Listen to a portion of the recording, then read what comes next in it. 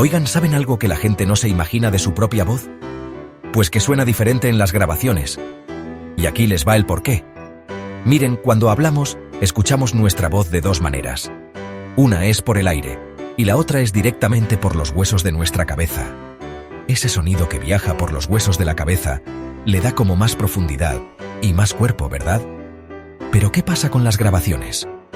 Pues esas solo agarran el sonido que viaja por el aire. Es como querer comparar un concierto en vivo con cómo suena la música en la bocina de un celular. Así que, la próxima vez que oigan una grabación suya, y como que no les guste mucho, acuérdense, es pura ciencia. Y qué chilero, porque a todos los demás su voz les suena re bien.